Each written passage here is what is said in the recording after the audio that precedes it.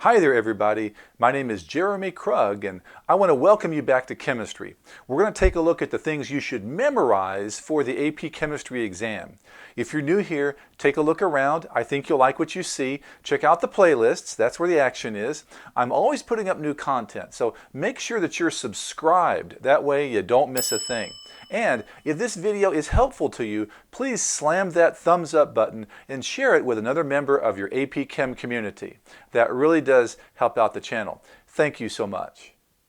The AP Chemistry exam is not designed to focus on memorization.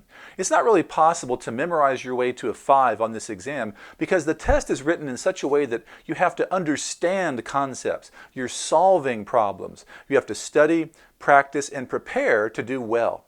Still, there are a few things that you just need to know, and dare I say, memorize. So here we go. Possibly the biggest set of information you need to memorize is the molecular geometries and bond angles. For example, you need to know that if a central atom touches 4 other atoms and it has 0 lone pairs, then its geometry is tetrahedral, and its bond angle is 109.5 degrees. Or if it's touching 2 other atoms and it has 0 lone pairs, then it's linear with a bond angle of 180 degrees. You need to know all these molecular geometries. When it comes to bond angles, the only bond angles that you're expected to know for the exam are 109.5 degrees, 120 degrees, and 180 degrees.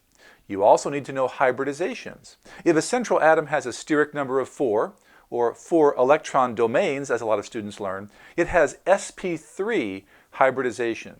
If it has 3 electron domains, it has sp2 hybridization. And if it has 2 electron domains, then it has sp hybridization. You just have to know that. Something else you need to memorize is that any molecule that contains an oxygen-hydrogen bond, a nitrogen-hydrogen bond, or a fluorine-hydrogen bond will exhibit hydrogen bonding. Once again, you just have to know it. Something else you have to know is that certain types of radiation have specific effects on molecules. You have to know that microwave radiation causes molecules to rotate. Infrared radiation causes molecules to vibrate, and ultraviolet and visible radiation can cause electrons to transition to different energy levels and sometimes even ionize from the atom completely.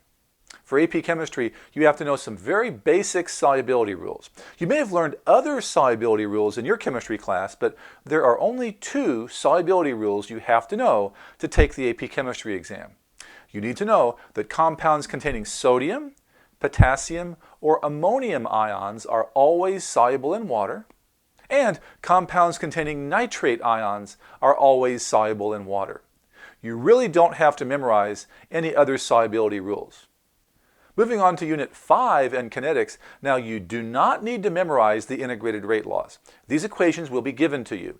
However, you do need to know which integrated rate law goes with which order. For example, concentration of A versus time is 0 order. Natural log versus time is 1st order. And 1 over concentration versus time is 2nd order. So even though they'll give you these equations, you have to know which order goes with which equation. On to thermochemistry. You'll be given several equations involving the calculation of delta H. But one equation they won't give you is how to calculate delta H using bond enthalpies. The delta H of a reaction is equal to the sum of all the enthalpies of the bonds broken minus the sum of all the enthalpies of the bonds formed. In other words, the left side minus the right side. And this is tricky because this is the only one like that. Everything else in thermochemistry and thermodynamics is right side minus left side. This is the only one that's left side minus right side. And you won't see this on the equation sheet, you just have to know it. Also, when it comes to solutions and acids and bases, you have to know the 6 strong acids. These are the only 6 acids we deal with in AP Chem that completely ionize in solution: hydrochloric, hydrobromic, hydroiodic, nitric, sulfuric, and perchloric acids. You also need to know the strong bases. These are a little easier to remember since they're just the group 1 and 2 hydroxides. The most common strong bases we deal with are lithium hydroxide, sodium hydroxide, and potassium hydroxide. And they won't tell you this on the AP exam. You're expected to know these. They also will not give you the dilution equation. The molarity of the first solution times the volume of the first solution is equal to the molarity of the second solution times the volume of the second solution. Now, you can solve dilution problems without this equation, but this equation makes the calculation a lot easier. Similarly, they don't give you the titration equation. At the equivalence point, the molarity of the acid times the volume of the acid equals the molarity of the base times the volume of the base. And speaking of titrations, when analyzing a titration curve, at the half equivalence point, pH equals pKa. So once again, these are things you just have to know or memorize about solutions and titrations. Now sometimes you're asked to calculate percent error. This is the equation for percent error, and you're expected to know this. Percent error for a calculation is equal to the absolute value of the calculated answer minus the correct answer all over the correct answer times 100. So if a calculated result is 0.852 and the correct answer is 0.837, we can calculate the percent error like this and find that the percent error is 1.79%. For thermochemistry and thermodynamics, there are several points you just have to know. For example, if the delta H for a process is negative, that means it's exothermic. If the delta H is positive, it's endothermic. If the delta G for a process is negative, it's a thermodynamically favored process. If the delta G for a process is positive, then it's not a thermodynamically favored process. And once again, you just have to know that. You need to know under which conditions a process is thermodynamically favored. If the delta H for a process is negative, exothermic, and the delta S, or entropy, is increasing, then that process is thermodynamically favored at all temperatures. But if it's the opposite, it's an endothermic process, and entropy is decreasing, then that process will never be thermodynamically favored at any temperature. If both delta H and delta S are positive, the process is favored at relatively higher temperatures. And if delta H and delta S are both negative, then it'll be favored at relatively lower temperatures. And you just have to know this. There are also several things about redox reactions and galvanic cells that you need to know. A lot of these have mnemonic aids that can help you. For example, red cat and an ox helps us to remember that reduction takes place at the cathode and oxidation takes place at the anode. We can use the mnemonic aid oil rig to remember that oxidation is losing electrons and reduction is gaining electrons.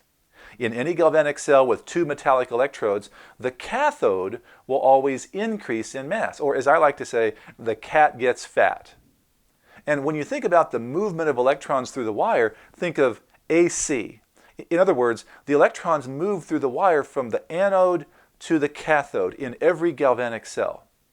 And remember that at the salt bridge, anions move toward the anode and cations move toward the cathode. Once again, they don't tell you these things. You have to know them ahead of time.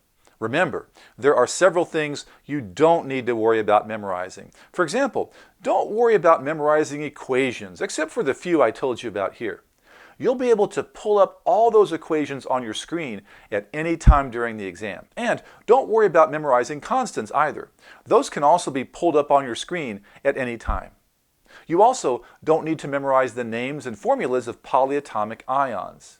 For the last few years, College Board has written the test in such a way that you really don't have to know the names and formulas of all those polyatomic ions. So that's my list of things to memorize before the AP exam. If you'd like a printed copy of this, I've got a free PDF in the description down below that you can print out and use to help you study. And once again, I'm aware that there's sometimes a very fine line between learning something and memorizing facts. So there are a few things that probably could have been left off this list and possibly some other things that we could have added. And if you're really serious about doing well on the AP Chemistry exam this year, then check out my Ultimate Review Packet. You'll find full summary videos for every unit. study guides to help you practice the content in all 91 topics of the course, tips and tricks for test day, practice multiple choice and free response questions, not to mention 2 full practice exams and complete solution walkthroughs for every single question. I think you're really going to love it. Check it out over at ultimatereviewpacket.com. Thanks for watching. Keep studying and working hard, and you'll do great on that AP exam. I'll see you next time.